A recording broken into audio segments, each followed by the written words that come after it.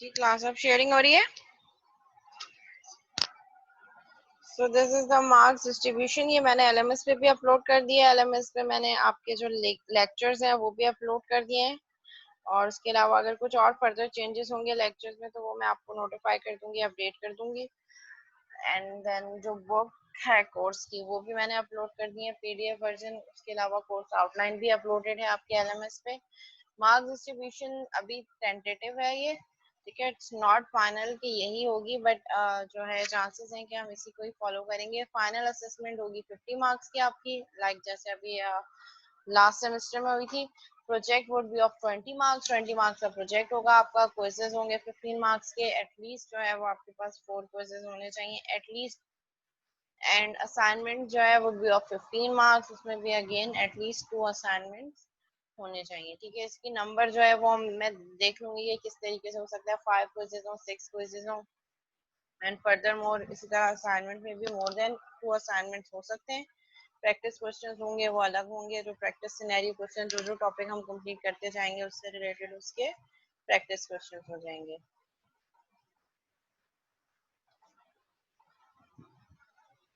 और उसका ये होगा कि प्रोजेक्ट में अगेन आपके ग्रुप में आप प्रोजेक्ट बिल्कुल सबमिट करवा सकते हैं। ग्रुप में ही होगा प्रोजेक्ट। मैक्सिमम एक ग्रुप में 3 मेंबर्स अलाउड है, 3 से ज्यादा मैं अलाउड नहीं करूंगी, ठीक है। मैक्सिमम 3 मेंबर्स का एक ग्रुप हो सकता है।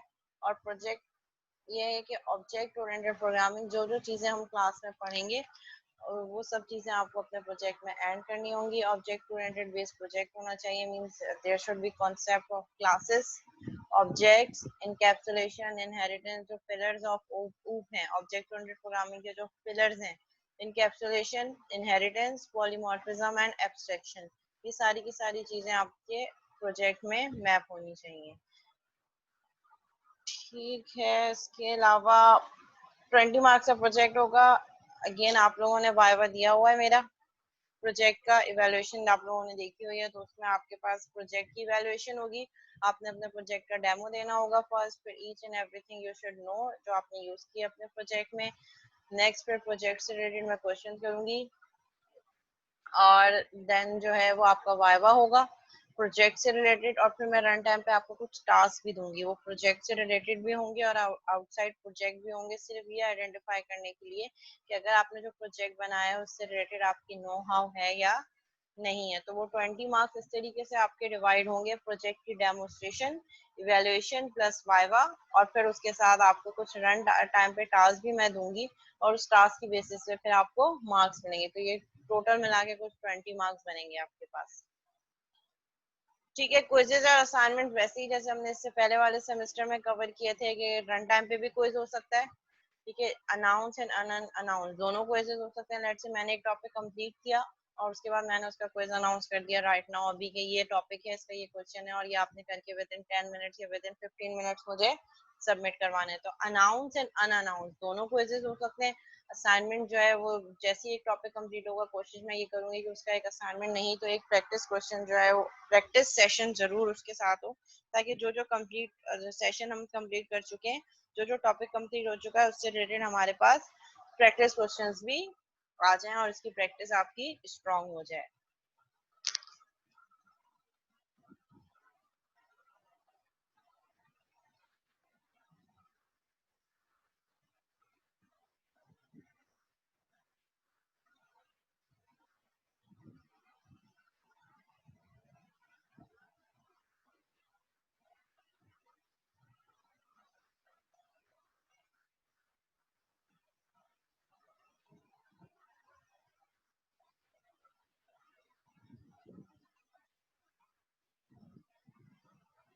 कोर्स आउटलाइन थोड़े से डिस्कस कर लेते हैं, क्या क्या कंटेंट्स हैं, क्या क्या चीजें हैं जो हम थ्रू आउट कवर करेंगे इस कोर्स में।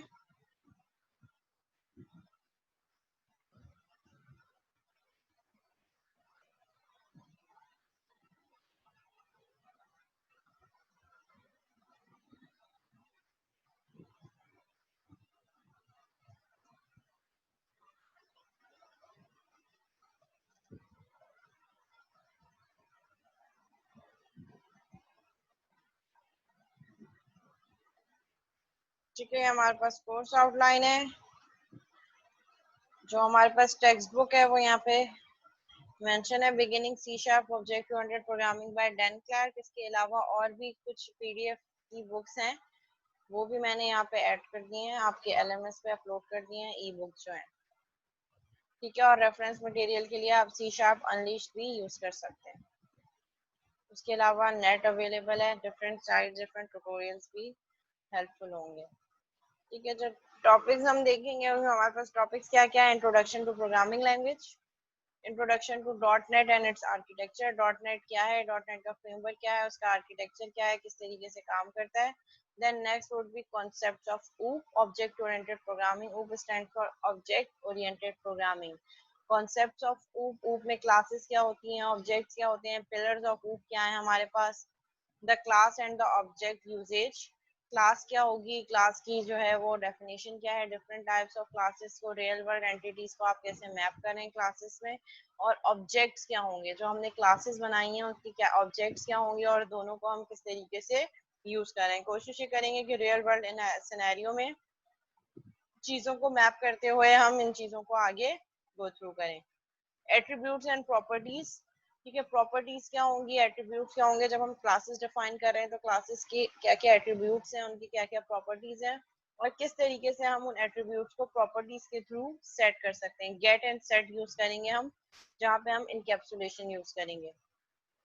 Creating simple methods for recurring task, methods को हम किस तरीके से, जैसे हमने पीएफ में मेथड्स पढ़े थे वही मेथड्स हैं, बट अब हम यहाँ पे देखेंगे कि क्लासेस में हम उन मेथड्स को कैसे यूटिलाइज करेंगे, और थ्रू क्रिएटिंग ऑब्जेक्ट हम किस तरीके से उन ऑब्जेक्ट्स को कॉल कर सकते हैं। Accommodating loops and decision in methods, हम लूप्स और डिसीजंस को किस तरीके से, मेथड वही चीज जो हमने प्रोग्रामिंग फंडामेंटल के कोर कॉन्सेप्ट से, looping, decisions, if else statement, ये सारी चीजों को हम कैसे मेथड्स में मैप कर सकते हैं। How static methods and properties are different, फिर हम स्टैटिक मेथड्स का ओवरव्यू पढ़ेंगे। अगर आप लोगों को याद हो, जब हमने प्रोग्रामिंग फंडामेंटल पढ़ा था तो वहां पे मैंने आपको, जब हम मेथड की प्रोटोटाइपिंग बना रहे थे, तो मैंने आपको कहा था कि स्टैटिक जो हम यूज कर रहे हैं, ये आप ऑब्जेक्ट ओरिएंटेड प्रोग्रामिंग में डिटेल में पढ़ेंगे। बस सिर्फ ओवरव्यू मैंने आपको दिया था। अब यहाँ पे हम वो चीज प्रैक्टिकली इम्प्लीमेंट करके देखेंगे कि किस तरीके से स्टैटिक मेथड्स और प्रॉपर्टीज डिफरेंट होती हैं, और हम विदाउट ऑब्जेक्ट यूज कर सकते हैं, ठीक है। तो वही चीज हम प्रैक्टिकली यहाँ पे इम्प्लीमेंट करके देखेंगे थ्रू कोड के स्टैटिक मेथड, और जो स्टैटिक प्रॉपर्टीज हैं, जो प्रॉपर्टीज हम यहाँ पढ़ेंगे गेट और सेट की प्रॉपर्टीज, वो किस तरीके से डिफरेंट है, और उनको यूज करने के लिए हम किस तरीके से विदाउट क्रिएटिंग ऑब्जेक्ट उनको यूटिलाइज कर सकते हैं with the name of class। Next topic होगा हमारा the concept of class encapsulation. Encapsulation means hiding of data. Encapsulate करने का क्या मतलब है, इनकैप्सुलेशन वर्ड निकला है आपके कैप्सूल से। कैप्सूल क्या होती है, जिसके अंदर आपके जितने भी कंटेंट्स हैं वो हाइड होते हैं, रैप अप होते हैं। तो यहाँ पे भी हम क्लास के अंदर इनकैप्सुलेशन करेंगे, कुछ डेटा जिसको हम हाइड करना चाहें उसको हम इनकैप्सुलेट कर देंगे, हाइड कर देंगे, और आउटसाइड द क्लास हम उसको डायरेक्ट एक्सेस नहीं कर सकेंगे। तो वो गेट एंड सेट की प्रॉपर्टीज लगेंगी, और हम थ्रू मेथड और थ्रू प्रॉपर्टीज उन वेरिएबल्स को या उन मेंबर्स को जिनको हमने एनकैप्सुलेट किया उनको एक्सेस करेंगे, ताकि हमारे पास डाटा सिक्योर हो सके और हम अपने डाटा को हाइड कर सकें। नेक्स्ट कॉन्सेप्ट हम पढ़ेंगे कंस्ट्रक्टर्स का, different types of constructors. Parameterised constructors, customised constructors, default constructors, different types of constructors देखेंगे। और पहले हम ये देखेंगे कि कंस्ट्रक्टर्स इटसेल्फ होते क्या हैं। डिफरेंट टाइप्स ऑफ कंस्ट्रक्टर्स देखेंगे, उनकी प्रैक्टिकल इम्प्लीमेंटेशन देखेंगे, इम्प्लीमेंट करके देखेंगे कि डिफरेंट टाइप ऑफ कंस्ट्रक्टर्स किस तरीके से काम कर रहे हैं। कंस्ट्रक्टर ओवरलोडिंग क्या होगी, अगर हम कंस्ट्रक्टर को ओवरलोडिंग करना चाहें, एक कॉन्सेप्ट यहाँ पे यूज होता है हमारे पास, method overloading and constructor overloading. क्यों करते हैं, एडवांटेजेस क्या है, कब करना चाहिए, और इसके पूरा प्रैक्टिकल एग्जाम्पल्स के साथ हम ये चीजें यूटिलाइज कर रहे होंगे। When do class have relationships? Class के दूसरी क्लासेस के साथ क्या रिलेशनशिप्स होंगे, implementation of all class relationships. और हम एक क्लास की जो दूसरी क्लास है उसको रिलेट कैसे कर सकते हैं, दो डिफरेंट क्लासेस को आपस में कैसे हम रिलेट कर सकते हैं, उनकी रिलेशनशिप की टाइप्स क्या हैं, और वो किस तरीके से आपस में हम उन दोनों को रिलेट कर सकते हैं। फिर उसके बाद जो नेक्स्ट हमारे पास टॉपिक होगा that would be inheritance. Inheritance क्या होगी, पेरेंट एंड चाइल्ड रिलेशनशिप। कुछ हम पेरेंट क्लास बनाएंगे, फिर उसके बाद ड्राइव करेंगे उसी पेरेंट क्लास से मल्टीपल क्लासेस। इनहेरिटेंस की डिफरेंट टाइप्स होती हैं, वो सारी हम टाइप्स डिस्कस करेंगे, और किस तरीके से हम एक्सेस कर सकते हैं पेरेंट और चाइल्ड की क्लासेस को, जो इनहेरिटेड क्लासेस हैं उनको एक दूसरे से। कंस्ट्रक्टर एंड डिस्ट्रक्टर, कंस्ट्रक्टर और डिस्ट्रक्टर क्या होते हैं, मेथड ओवरलोडिंग क्या होती है, मेथड ओवरराइडिंग क्या होती है। मेथड ओवरलोडिंग में ये होता है कि मेथड्स का नेम सेम होते हैं बट पैरामीटर डिफरेंट होते हैं। और मेथड ओवरराइडिंग क्या होगी, एक ही क्लास में मेथड का नाम भी सेम होगा और मेथड के पैरामीटर्स भी सेम होंगे, और ये इनहेरिटेंस में यूज होगी। Method overriding riding is used in inheritance and method overloading with in a same class. Class relation और इनहेरिटेंस को कैसे हम एक साथ यूज कर सकते हैं, इफेक्टिव ऑब्जेक्ट ओरिएंटेड डिजाइन कैसे बन सकता है, इसमें हम डिफरेंट जो है वो डायग्राम्स देखेंगे, क्लास डायग्राम किस तरीके से बनती है जो कि हमारे ऑब्जेक्ट ओरिएंटेड डिजाइन को और ज्यादा एफिशिएंट कर देगा। एब्स्ट्रैक्ट एंड सीड क्लासेस क्या होती हैं, एब्स्ट्रैक्ट क्लासेस का ओवरव्यू हम देखेंगे, जो एब्स्ट्रैक्शन जो हमारे पास थर्ड पिलर है ऑब्जेक्ट ओरिएंटेड प्रोग्रामिंग का, कि एब्स्ट्रैक्शन क्या है और सीड क्लासेस क्या क्या होती हैं। एंड पॉलीमॉर्फिज्म जो हमारे पास फोर्थ एंड लास्ट पिलर है ऑब्जेक्ट ओरिएंटेड प्रोग्रामिंग का, वो हम देखेंगे पॉलीमॉर्फिज्म का इंट्रोडक्शन और उसकी इम्प्लीमेंटेशन के पॉलीमॉर्फिज्म हम कैसे इम्प्लीमेंट कर सकते हैं। And last topic is interface, interfaces का इंट्रोडक्शन, इंटरफेसेस और मल्टीपल इनहेरिटेंस हम किस तरीके से अचीव कर सकते हैं थ्रू इंटरफेसेस। और लास्ट के जो सेशन होंगे उसमें प्रोजेक्ट की डेमोस्ट्रेशन, इवैल्यूएशन, वाइवा और जो टास्क मैं आपको दूंगी वो सारी चीजें वो आपकी प्रोजेक्ट डेमोस्ट्रेशन के अंदर आएंगी। यहाँ तो कोई सवाल कोई क्यूरी है so you can ask.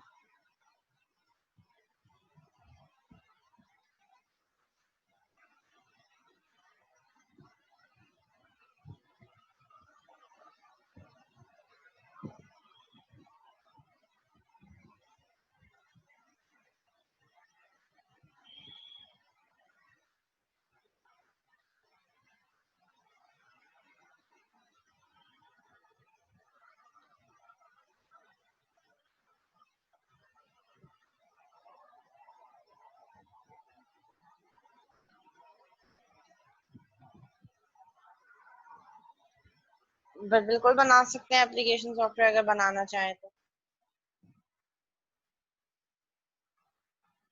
Midst का एसएच अभी तक कुछ कंफर्म नहीं है, जैसे कंफर्म होगा फिर मैं आप लोगों को अपडेट कर दूंगी कि मिट का क्या है, मिट होगा नहीं होगा या उसके बजाय कोई असेसमेंट होगी, वो फिर हम देख लेंगे कि मिट किस तरीके से। अभी तक कोई जो है वो आया नहीं है उसका नोटिफिकेशन के क्या है, मिट होगा या नहीं होगा। और प्रोजेक्ट ग्रुप जो है वो हम नेक्स्ट वीक रखते हैं, नेक्स्ट वीक मंडे को आप लोग प्रोजेक्ट प्रपोजल लेकर आएंगे और ग्रुप मेंबर्स जो मैक्सिमम 3 मेंबर्स अलाउड हैं। नेक्स्ट क्लास में हो सकता है कोई, नेक्स्ट क्लास का फ्राइडे को है हमारी या वेडनेसडे को है, जब नेक्स्ट क्लास होगी उसमें कोई हो सकता है। ठीक है, सो चांसेस हैं कि नेक्स्ट क्लास से ही जो वेडनेसडे को हमारी पर्सनल क्लास होगी उसमें कोई क्विज हो जाए, इट डिपेंड्स।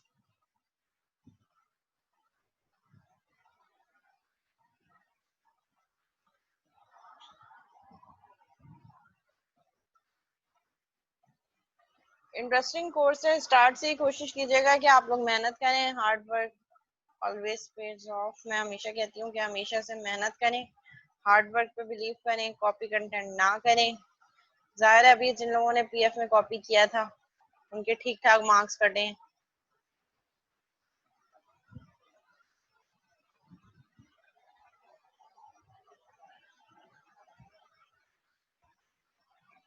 ठीक है, एक ओवरव्यू मैंने जब पीएफ पढ़ाई थी तब भी दिया था डॉट नेट के फ्रेमवर्क का, उसको हम दोबारा से वो मैंने वो वाली फाइल भी इसीलिए दोबारा से जो है वो डाउनलोड करी है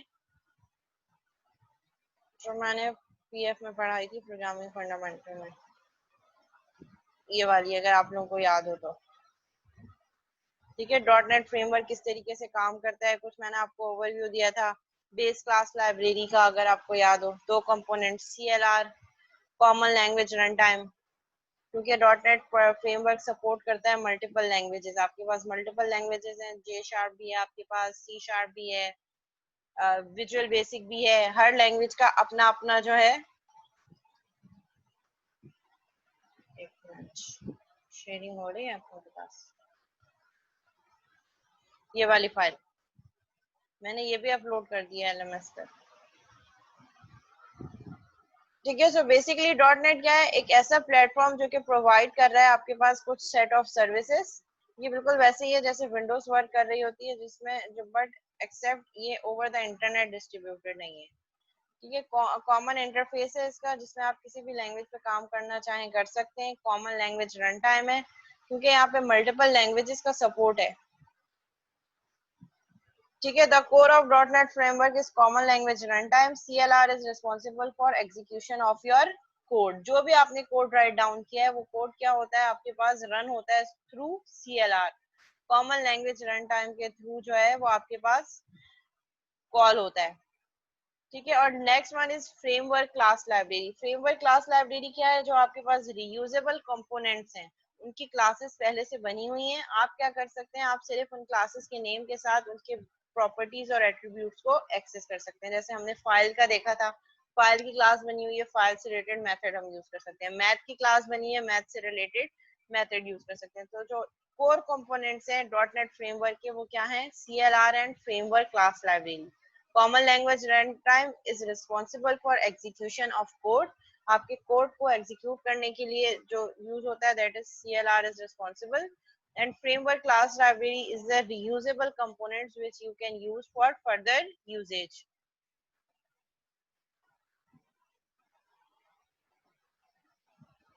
ठीक है, CLR कैसे काम करता है, सबसे पहले आपके पास ऑपरेटिंग सिस्टम की लेयर होगी जो लोअर मोस्ट लेयर होगी। देन आपके पास कॉमन लैंग्वेज रन टाइम, फिर जो अपर लेयर होगी उसमें बेस क्लास लाइब्रेरी।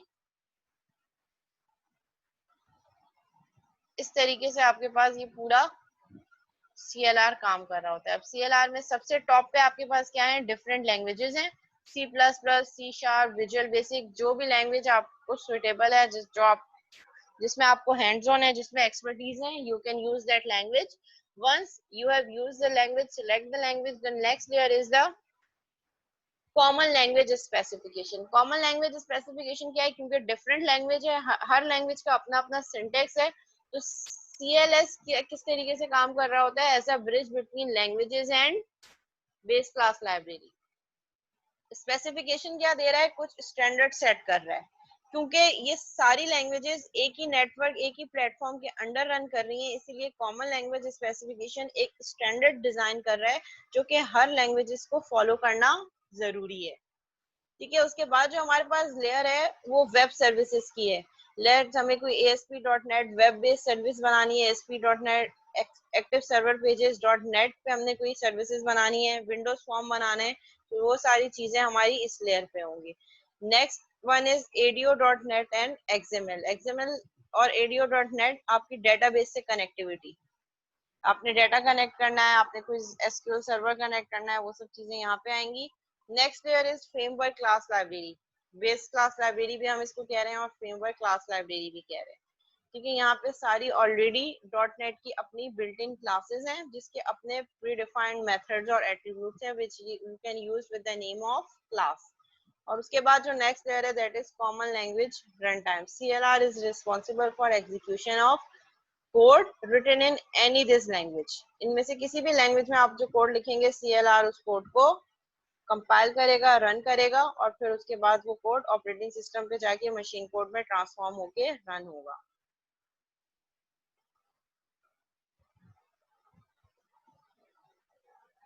ठीक है, CLR मैनेजेस रनिंग कोड। जो आपका रनिंग कोड हो रहा होता है उसको मैनेज कौन कर रहा होता है, CLR like a virtual machine. उसमें मेमोरी मैनेजमेंट भी आती है, थ्रेडिंग भी आती है, मल्टीपल एक प्रोसेस या एक प्रोग्राम के अंदर जो मल्टीपल प्रोसेसेस रन हो रहे हैं उसकी मैनेजमेंट भी CLR कर रहा है, मेमोरी मैनेजमेंट भी CLR कर रहा है। रन टाइम पे कौन सी मेमोरी, कौन सा पोर्शन किस रिसोर्स को एलोकेट करना है, ये भी हमने कॉन्सेप्ट देखा था। और हमने ये भी देखा था कि मेमोरी मैनेजमेंट जब हो रही होती है, सो जो आपके पास ऐसे ऑब्जेक्ट जो अब फर्दर यूज नहीं हो रहे, जो मीनिंगलेस है, उसकी जो है वो भी इसका कौन मैनेज कर रहा होता है, आपका CLR। Garbage collection, garbage collection क्या होती है, मेमोरी के वो एरिया जो किसी ऑब्जेक्ट ने यूज किए हों और अब वो ऑब्जेक्ट फर्दर एग्जिस्ट नहीं कर रहा हो। तो अगर वो ऑब्जेक्ट फर्दर यूज ना कर रहा हो और हम उसको गार्बेज कलेक्शन को यूटिलाइज ना करें, तो वो स्पेस क्या हो जाएगी, ऐसी स्पेस हो जाएगी जो फर्दर यूज ही नहीं हो सकती। तो वो काम कौन कर रहा होता है, ऑटोमेटिकली गार्बेज कलेक्शन भी आपका CLR परफॉर्म कर रहा होता है। गार्बेज कलेक्शन क्या होती है, वो मेमोरी का एरिया जो किसी ना किसी ऑब्जेक्ट ने यूटिलाइज किया, उसको स्टोर किया और वो ऑब्जेक्ट अब एग्जिस्ट ना कर रहा हो, तो वो स्पेस क्या हो जाती है, वो उस ऑब्जेक्ट ने यूटिलाइज की होती है, फ्रीज की होती है। तो अब जैसे ही वो ऑब्जेक्ट डिलीट हो गया तो हमारे पास क्या होना चाहिए, एक ऐसा मैकेनिज्म होना चाहिए जो उस ऑब्जेक्ट से रिलेटेड जितनी भी स्पेसेस है उनको भी क्या कर दे, फ्री अप कर दे। तो ये काम भी CLR ऑटोमेटिकली कर रहा होता है। ठीक है, मैनेज कोड क्या होता है, जब हम कोड की बात कर रहे होते हैं तो two types of code, manage code and unmanaged code. वो सारा कोड जो CLR के थ्रू रन हो सकता है दैट इज मैनेज कोड, जिसको हम MSIL भी कह रहे होते हैं, माइक्रोसॉफ्ट इंटरमीडिएट लैंग्वेज। जो भी लैंग्वेज के थ्रू आप कोड लिखोगे वो सोर्स कोड होगा। जब आप सोर्स कोड के थ्रू, हर लैंग्वेज का अपना कंपाइलर होगा, जैसे VB हमने देखा, विजुअल बेसिक, C#, जिस भी लैंग्वेज में आपने कोड किया हर लैंग्वेज का अपना ओन कंपाइलर होगा, और वो कंपाइलर उस लैंग्वेज को ट्रांसफॉर्म करेगा एक इंटरमीडिएट लैंग्वेज में।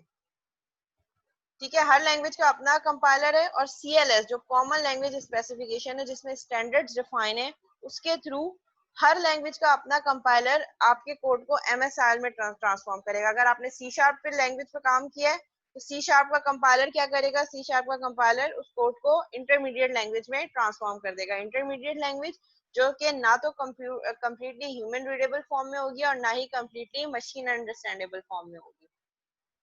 ठीक है, आपके पास क्या होगा, एक इंटरमीडिएट लैंग्वेज होगी, मींस हाई लेवल और लो लेवल या मशीन लैंग्वेज के बीच में एग्जिस्ट कर रही होगी, और फिर वो IL टारगेट होगी आपके CLR पे। तो वो जो कोड जो IL फॉर्म है, जो इंटरमीडिएट लैंग्वेज है जो कि टारगेट कर रही होगी CLR को, दैट इज मैनेज कोड। और जो लैंग्वेजेस .NET प्रोवाइड कर रहा है उसके अलावा अगर किसी और लैंग्वेज का कंपाइल कोड होगा तो वो CLR पे रन नहीं हो सकेगा। CLR सिर्फ उसी कोड को रन करेगा जो उसकी प्रोवाइडेड लैंग्वेजेस के थ्रू कंपाइल हुआ होगा MSIL में। इसकी एक डायग्राम थी, वो डायग्राम अगर हम देख लें तो वो ज्यादा बेटर। ये वो डायग्राम। ठीक है, आपने सोर्स कोड राइट किया किसी भी लैंग्वेज में, उस लैंग्वेज का कंपाइलर उस कोड को इंटरमीडिएट लैंग्वेज में ट्रांसफॉर्म कर देगा। इंटरमीडिएट लैंग्वेज और Meta data, Meta data is basically data about data. ठीक है, कि कौन सा डाटा है, डाटा की टाइप क्या है, किस तरीके से डाटा स्टोर हो सकता है, वो उस डाटा से रिलेटेड सारी इंफॉर्मेशन, और एक्चुअल कोड वो उस IL में ट्रांसफॉर्म होगा। नाउ IL क्या करेगा, आपके पास CLR क्या करेगा, उस कोड को कंपाइल करना स्टार्ट करेगा, और वो नेटिव कोड होगा उस मशीन का अपना कोड। अब यहाँ पे जो ये वाला काम है ये आपके पास किसके थ्रू हो रहा है,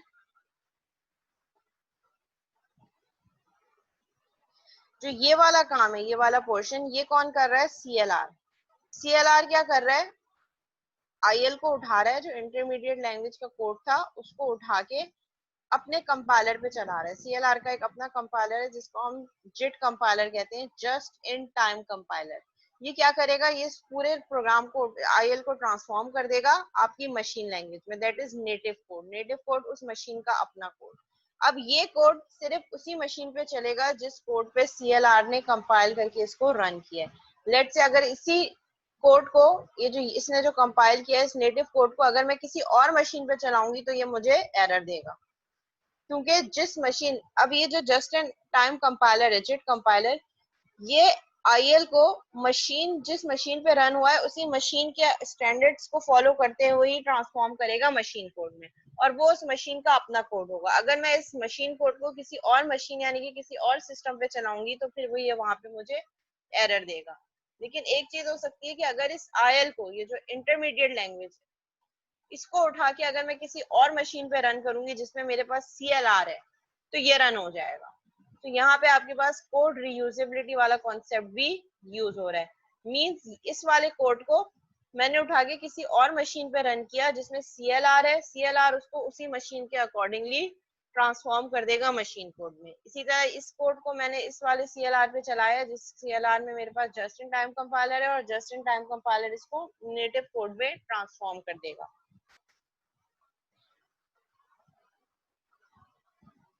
यहाँ तक कोई क्वेश्चन तो नहीं है क्लास?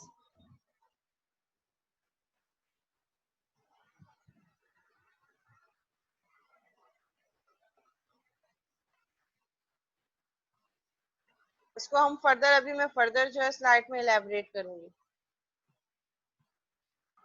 ठीक है। सी शार्प प्रोग्रामिंग लैंग्वेज क्या है हमारे पास? In 2000 Microsoft announced the C sharp programming language. C sharp कब स्टार्ट हुई थी? 2000 में, जब माइक्रोसॉफ्ट ने लॉन्च किया था सी शार्प लैंग्वेज को। ऊपर वाले बॉक्स का सारा काम सीएलएस कर रहा है, सीएलएस नहीं कर रहा। सीएलएस तो सिंपल एक स्टैंडर्ड प्रोवाइड कर रहा है। ऊपर वाला जो बॉक्स है उसका सारा काम हर लैंग्वेज का अपना कंपाइलर कर रहा है थ्रू एनी स्टैंडर्ड। जो स्टैंडर्ड स्पेसिफिकेशन सीएलएस में उसके थ्रू उसको आयल में ट्रांसफॉर्म कर रहा है। आप सी शार्प पे कोड लिखोगे, सी शार्प का कंपाइलर उसको आयल में इंटरमीडिएट लैंग्वेज में ट्रांसफॉर्म कर देगा। आप विजुअल बेसिक पे कोड लिखोगे, विजुअल बेसिक का अपना कंपाइलर उसको एमएस आयल में ट्रांसफॉर्म कर देगा। अब वो जो एमएस आयल है, वो एमएस आयल जो है वो रन होगा आपके पास सीएलआर पे। सीएलआर के पास अपना एक कंपाइलर होगा, that is called JIT compiler, just in time compiler. वो पूरे कोड को एक दफा कंपाइल करके मशीन कोड में ट्रांसफॉर्म कर देगा। अब अगर आप कोड में फर्दर चेंजेस करेंगे तो वो पूरा का पूरा कोड जो है वो चेंज नहीं होगा, बल्कि वो सिर्फ जो नया वर्जन है वो अपडेट होके वहां पे इंटीग्रेट हो जाएगा। ठीक है, शेयरिंग हो रही है आपके पास? ऊप लेक्चर 1 वीक 1 शो हो रहा है।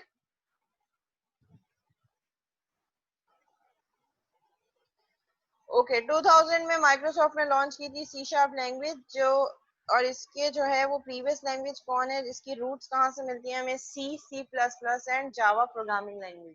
सी, सी प्लस प्लस और जावा के सिंटेक्स को देखते हुए एक नई लैंग्वेज डिजाइन हुई 2000 में, माइक्रोसॉफ्ट ने लॉन्च की, that is C sharp. It has similar capabilities to Java. जिस तरह जावा एक ऑब्जेक्ट ओरिएंटेड लैंग्वेज है, बट डिफरेंट ये सी और सी प्लस प्लस में कि C language is not object oriented language, C language is structured language, जबकि C plus plus sort of object oriented language. और फिर उसकी जो इश्यूज थे, जो प्रॉब्लम थी, वो किसने ओवरकम की? वो ओवरकम की आपकी object oriented programming language C sharp. So C sharp is totally object-oriented programming language, and similarly Java is also object-oriented programming language. C sharp has similar capabilities to Java and is appropriate for the most demanding app development tasks, especially for building today's desktop apps. जो आपकी desktop based applications हैं उनको design करने के लिए C sharp is the best choice.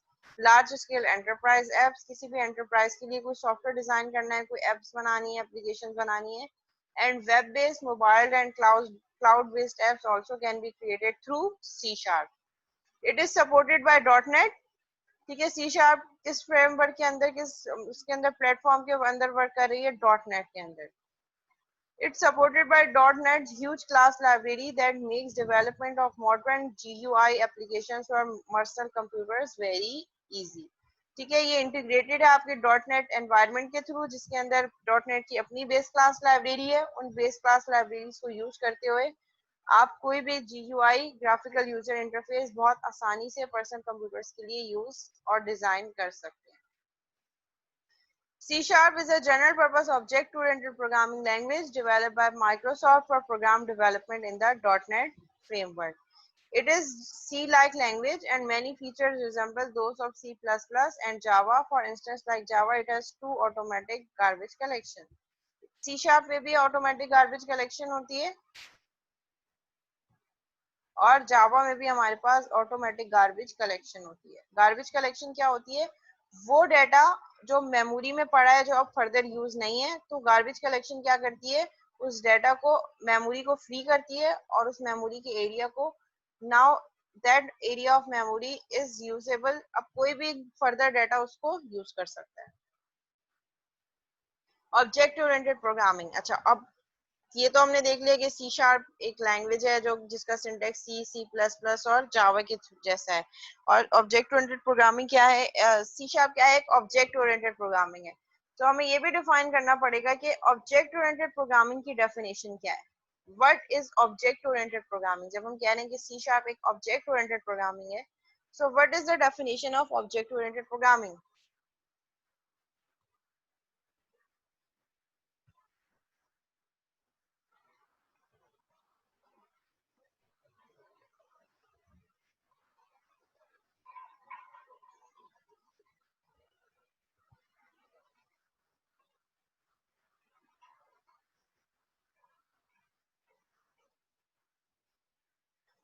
Okay, so object oriented programming को हम ऐसे डिफाइन कर सकते हैं जो कि मैप हो रही हो हमारे रियल वर्ल्ड ऑब्जेक्ट्स में।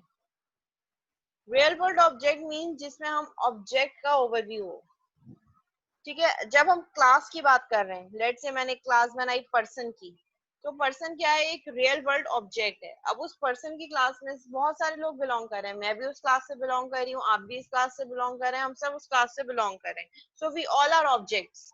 ऑब्जेक्ट्स क्या हैं, वो एंटिटीज जो फिजिकली जिनकी एग्जिस्टेंस हो। ठीक है, रियल वर्ल्ड में फिजिकली जो चीजें एग्जिस्ट कर रही हैं उनको हम ऑब्जेक्ट कह रहे हैं। That is the simple definition of object. So object oriented programming एक ऐसी प्रोग्रामिंग जो उन रियल वर्ल्ड जो हमारे पास ऑब्जेक्ट्स हैं, उन ऑब्जेक्ट्स को माइंड में रखते हुए हम कोडिंग करें। Objects are the most important part of a program. Manipulating these objects to get result is the goal of object-oriented programming. अभी तक जो आप करते आए होंगे, अभी तक आप सिर्फ क्लास तक महदूद होंगे। ठीक है, हमने बहुत कम जगह जहाँ फाइलिंग वगैरह यूज की है वहां पे ऑब्जेक्ट बनाए होंगे, लेकिन अब जब हम काम करेंगे इस कोर्स में, सारा काम हम ऑब्जेक्ट्स पे करेंगे। सारा फोकस हमारा किस पे होगा, ऑब्जेक्ट्स पे। तो पहले क्लासेस बनेंगी और उन क्लास के जितने भी पॉसिबल ऑब्जेक्ट्स हैं वो पहले इनिशियलाइज होंगे और फिर हम उनको फर्दर उन क्लास के एट्रीब्यूट्स को उन ऑब्जेक्ट्स के थ्रू यूज कर सकेंगे। In object oriented programming the data is group together with the methods that operate upon it. यानी कि आप एक क्लास बनाएंगे, उस क्लास में आप उस क्लास के पूरे एट्रीब्यूट्स बनाएंगे और उसके मेथड बनाएंगे। एक क्लास के दो कंपोनेंट्स होंगे हमारे पास। दो कंपोनेंट्स क्या होंगे, एट्रीब्यूट्स जो उस क्लास की कैरेक्टरिस्टिक्स डिफाइन कर रहे होंगे, एंड सेकंड उस क्लास के मेथड जो उसकी फंक्शनैलिटी डिफाइन कर रहे होंगे। अगर मैं पर्सन की बात करूं तो person is the name of class. उसके एट्रीब्यूट्स क्या क्या होंगे, जो कैरेक्टरिस्टिक्स बता रहे होंगे, पर्सन का नेम, उसकी एज, उसकी डेट ऑफ बर्थ, उसकी हाइट, ये सारी चीजें क्या होंगी, उस पर्सन का एट्रीब्यूट जो कैरेक्टरिस्टिक्स बता रही होंगी। और पर्सन के मेथड्स क्या क्या हो सकते हैं, अ person can walk, a person can eat, a person can talk. तो ये सारी चीजें क्या है, ये उस पर्सन के क्या है, ये सारे वो मेथड्स हैं या वो फंक्शन है जो वो पर्सन या वो क्लास के एट्रीब्यूट्स परफॉर्म कर सकते हैं। तो हम यहाँ पे सारी चीजें इनकैप्सुलेट करेंगे एक क्लास में। और जब भी उस क्लास का कोई ऑब्जेक्ट बनेगा, लेट से एक मैंने क्लास बना दी पर्सन की, उसका name, age, height, date of birth, और मैंने उसके मेथड क्या बना दिए, a person can eat, walk, talk. Method वही जो हम प्रोग्रामिंग फंडामेंटल में मेथड बनाते थे, लेकिन अब यहाँ पे हम क्लास के रिस्पेक्ट से बनाएंगे। पर्सन के मेथड्स क्या क्या हो सकते हैं, जो काम वो कर सकता है, अ पर्सन कैन ईट, तो ये एक मेथड हो गया, वॉक, टॉक। अब ये दो चीजें मैंने एट्रीब्यूट्स और मेथड्स क्लासेस में, पर्सन की क्लास में मैंने ऐड कर दिए। अब उससे फायदा क्या होगा कि मैंने इनकैप्सुलेट कर दिया एक क्लास में। अब मैं भी उस क्लास से बिलोंग कर रही हूँ, अब और मैं एक ऑब्जेक्ट हूँ। मुझे जब उस क्लास की जरूरत होगी, मैं अपने आप को इनिशियलाइज करवाऊंगी और वो सारी फील्ड्स अपने रिस्पेक्ट से अपडेट कर दूंगी। आप भी एक पर्सन है, लेट से मैं किसी एक स्टूडेंट का नाम लूं, कोई भी XYZ स्टूडेंट, वो भी उस क्लास से बिलोंग कर रहा है, उसको उस क्लास को यूज करना है, वो अपना एक ऑब्जेक्ट बनाएगा, बट हम सब एक अलग अलग ऑब्जेक्ट की फॉर्म में उस क्लास को यूज कर रहे हैं। So that is reusability of code as well. और एक जनरल हमने एक क्लास के अंदर इनकैप्सुलेट करके हम उसको यूटिलाइज कर रहे हैं। मीटिंग एंड होने वाली है, सेम मीटिंग आईडी पे दोबारा ज्वाइन करेंगे फौरन। ठीक है।